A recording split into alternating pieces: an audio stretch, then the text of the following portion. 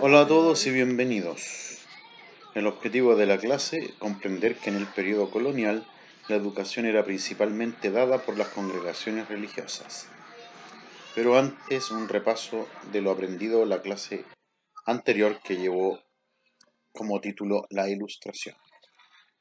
Aprendimos que la Ilustración fue un movimiento cultural, político y filosófico que tuvo lugar en el siglo XVIII en Europa, principalmente en Francia.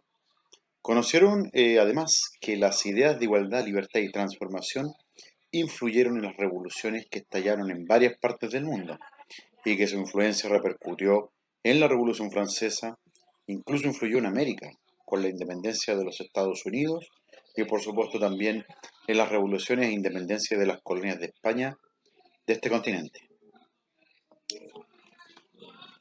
Ese fue el repaso de la clase pasada, ahora nos vamos a concentrar en la clase de hoy, que lleva por título La educación durante el periodo colonial.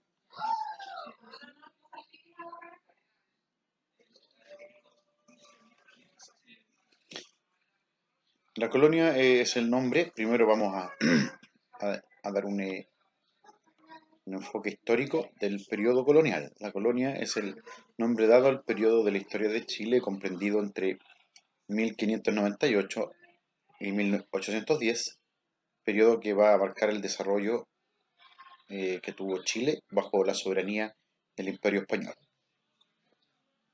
Ahora concentrémonos en la educación. En este periodo la educación fue principalmente dada por las congregaciones religiosas y en menor medida por los cabildos. Bueno, como los recursos que existían para la educación eran muy pocos, hacia fines de la colonia casi desaparecen. El Reino de España no daba financiamiento a la educación.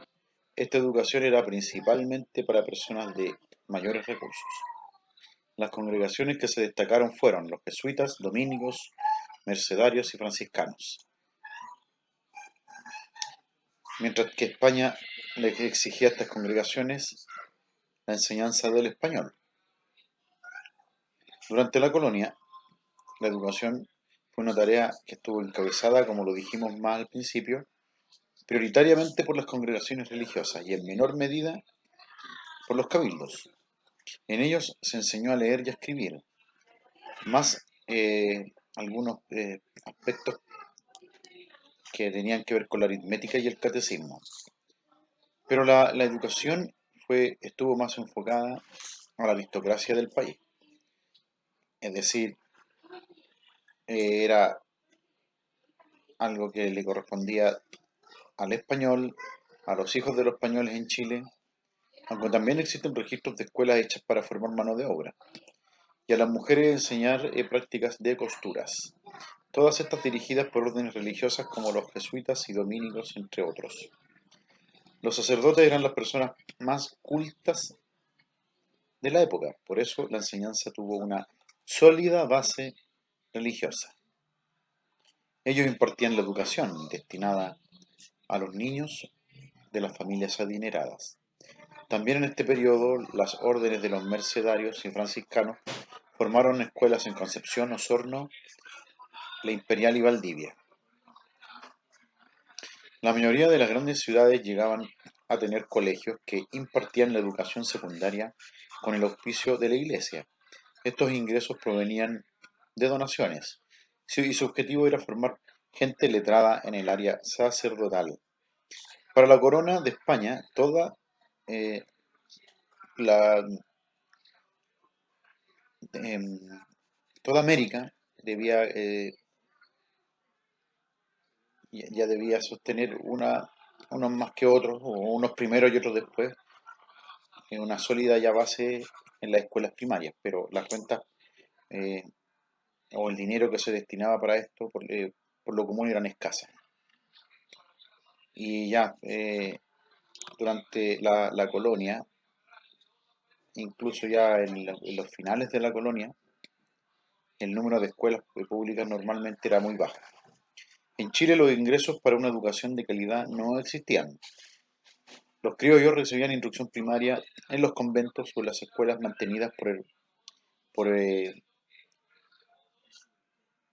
por los patrones, ¿verdad?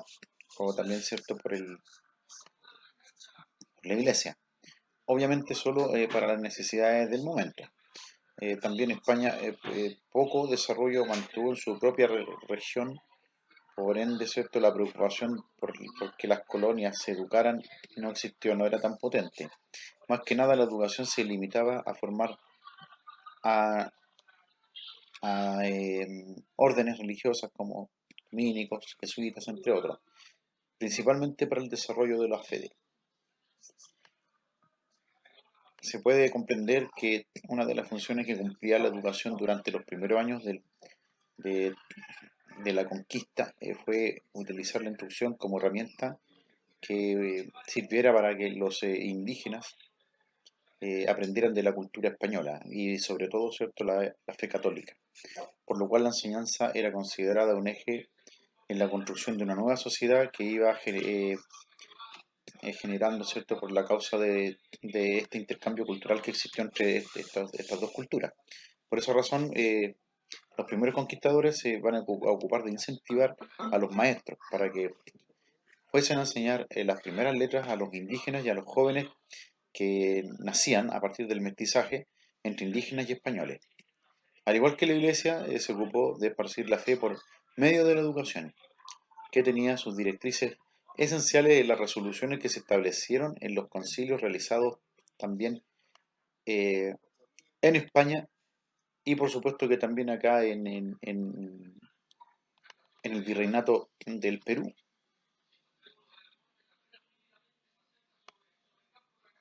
Además de los elementos anteriormente mencionados, podemos identificar dos instituciones que son relevantes en el establecimiento de la enseñanza durante la segunda mitad del siglo XVI. La primera fue el Cabildo, que financió eh, a algunos profesores para que dictasen clases y levantaran escuelas. Y la segunda fue la Iglesia y las órdenes religiosas, que tuvieron un rol destacado, puesto que en muchas ocasiones el Cabildo no podía subvencionar o pagar constantemente los servicios de los profesores y el establecimiento de las escuelas. Consecuencia eh, que, que arrastraba producto de los desastres naturales y los conflictos armados entre eh, el Estado español y, y, el, y, el, y la guerra de Arauco. Por esta razón la Iglesia y las distintas órdenes religiosas, como franciscanos, dominicos, jesuitas,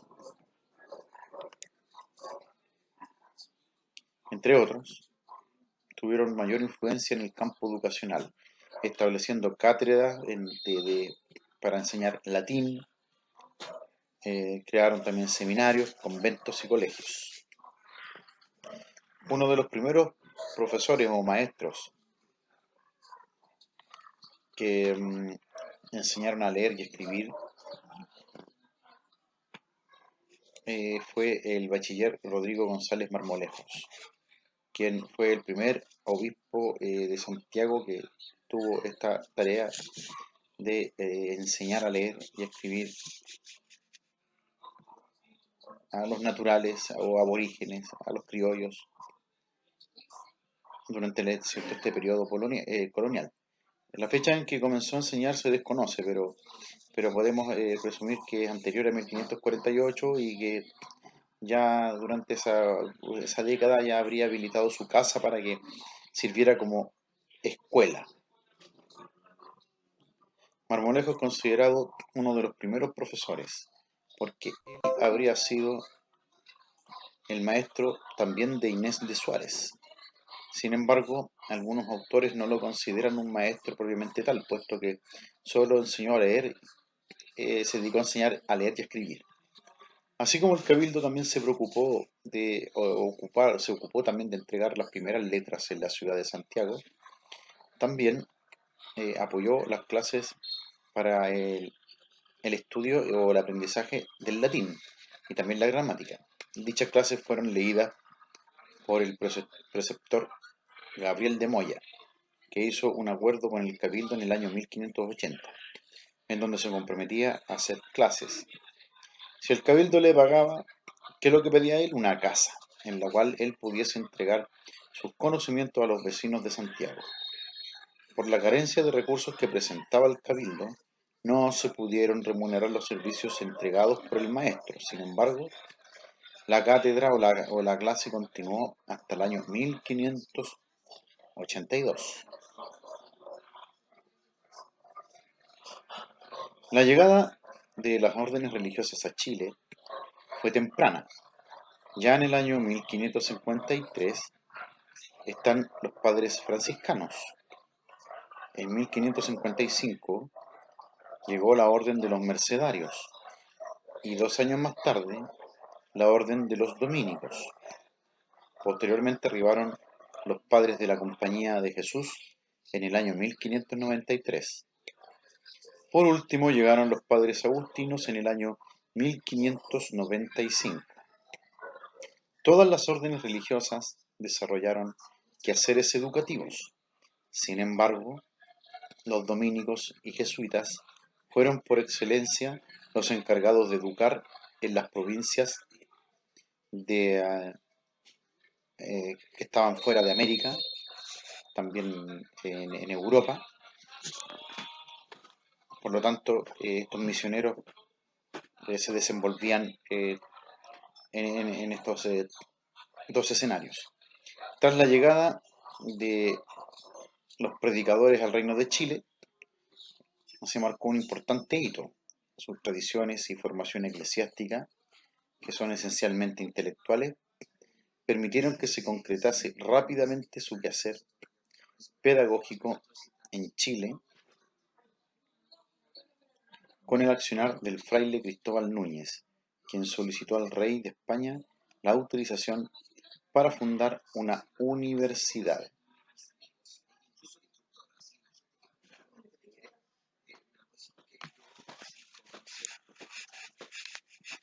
Hasta aquí lo que podemos eh, repasar o recapitular es que podemos señalar de que especialmente las congregaciones religiosas tuvieron a cargo la educación acá en Chile.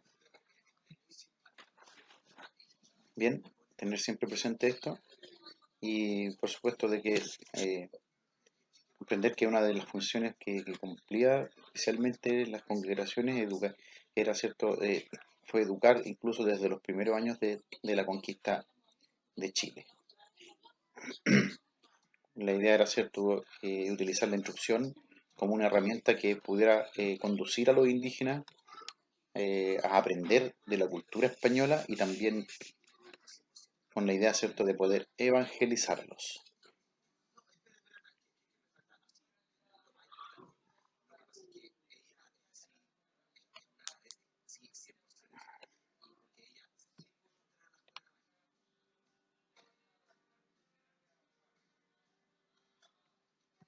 Bueno, ya estamos llegando prácticamente al cierre de la clase de hoy y lo que a continuación vamos a hacer es cerrar la clase con un breve repaso de lo que aprendimos en la clase de hoy.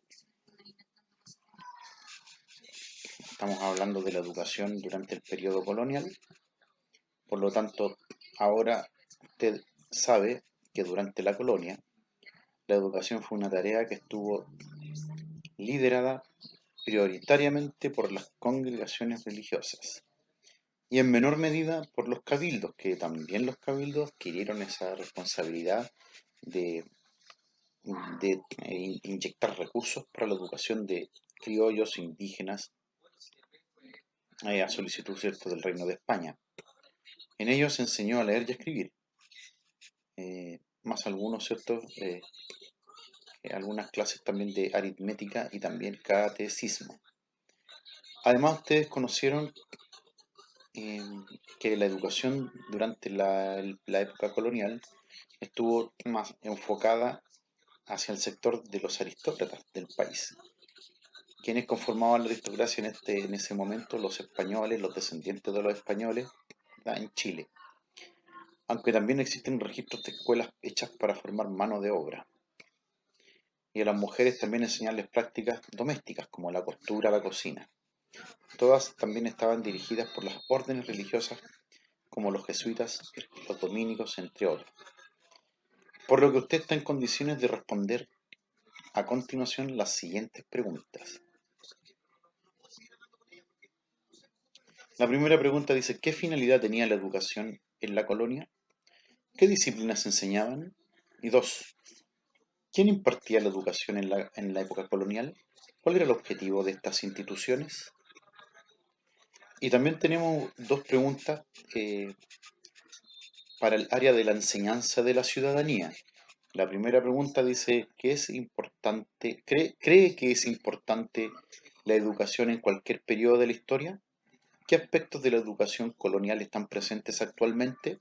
Y dos, señale dos semejanzas y dos diferencias entre la forma que la educación, entre la forma en que se impartía la educación durante la época colonial y la forma en que se realiza hoy. Bueno, jóvenes, de mi parte, espero que realicen un buen trabajo. Estamos cerrando la clase de hoy. Yo me despido y nos vemos en la próxima clase. Chao, cuídense.